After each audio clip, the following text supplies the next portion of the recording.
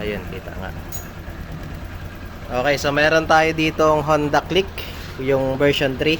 Issue nito, yung kanyang ilaw, yan o, pakurap-kurap na lakas na hina. Hindi lang masyadong kita sa camera. Wait lang, try natin i-focus. Ayaw. Yan. So hindi siya masyadong kita sa camera, pero pag sa personal, so nalakas na hina yung ilaw niya. So same dito sa unahan. So hindi lang din masyadong kita, pero lumalakas, humihina yan. Okay? And then kapapalit lang daw ni sir nito ng battery, pero ganun pa rin. Yan. And then napansin natin kanina nung pag-start natin, mababa yung kanyang minor. Kaya tinanong ko si sir kung binabaan ni sir yung minor niya. So sabi naman ni sir binabaan daw niya kasi parang ma-vibrate ata or maingay. So kaya sinaksakan natin siya ng diagnostic tool para sigurado. So mapapansin nyo, ang idle lang niya ito. So yan yung RPM niya. Naglalaro lang siya ng 1,000 hanggang 1,200. Yan. Okay. So pag FI kasi, so lagi nakadepende yung kuryente niyan sa idle ninyo, lalo na pag naka-minor, especially yung mga ganitong Honda, kasi pag on mo pa lang na ignition switch mo niyan, naka-on na agad yung headlight ninyo. Yan, kaya dapat pag during idle, medyo nasa standard dapat yung idle nyo para yung kuryente niya hindi maapektuhan. So kapag palit na atas, nasira na ba agad yung battery nito, sir? Yan, so nasira na agad yung battery nito, sir. So maaaring gawa yun doon sa sobrang baba ng idle niya. Yan. So dapat ito naglalaro lang ng 1.5 to 1.7 or 1.4, okay, papasok pang 1.4 eh. 1.4 to 1.6. Yan. So ngayon na-adjust natin yan. And then tingnan natin kung mawawala yung pag-blink nitong kanyang ilaw. Okay? So yan. So ilalagay, ibabalik natin siya sa standard. So pag-adjust lang nito, pag mga sa click lang sa Honda Click. So may butas yan dito sa ilalim ng upuan. Yan, ito ang part na to. So tatagkalin nyo lang itong takip nito, may cover lang yan.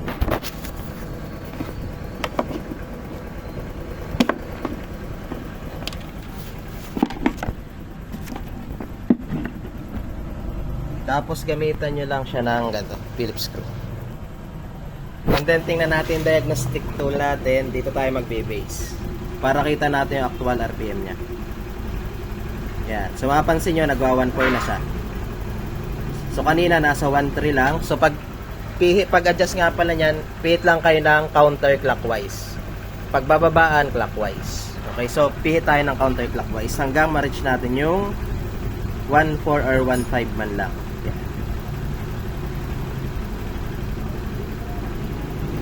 So tayo-tayo lang yung pihit para makuha nyo yung actual niyang RPM. Yan, so nasa 1.4 na siya. Yan, 1.3, 1.4 na siya naglalaro. Okay. So sinet na lang natin siya sa 1.4 para kahit paano hindi pa rin siya masyadong mahagad sa gas. Yan. Pero pasok pa yan 1.4. 1.4. Engine temperature, coolant niya 84 degree. Yan. So 1.4, 1.5 yan. Okay, pumapasok na siya. Okay? And then check natin yung ilaw. Wala na, no? O yan. So yung ilaw niya, kanina dito sa reflection pa lang dito kita na siya, inalakas na hina eh. Pero ngayon, yan. So steady na siya. Okay? Yan na. So hindi na siya nalakas na hina. So dito sa unahan, yan, wala na rin. Yan, steady na siya. Okay? So yun lang yung dahilan nun. So kaya kahit bago yung battery ni sir, pakurap-kurap yung ilaw niya, akala niya mahina ulit yung battery. Pero ang totoo, yung idle niya masyadong mababa. Kaya yung charging system niya hindi stable. Kumbaga nataas na baba. Kaya yung ilaw niya, ganun din ang nangyayari. Lumalakas, humihina. Okay? Hindi kagaya kung nasa standard idle siya. So yung flow ng kuryente niya consistent lang. So nasa level lang. Hindi tumataas, bumababa. Kaya yung ilaw niya, stable lang din. Yan. So yun.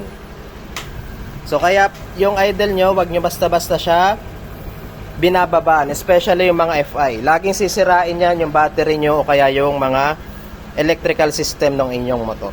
Okay, so dapat lagi kayo nasa standard lang.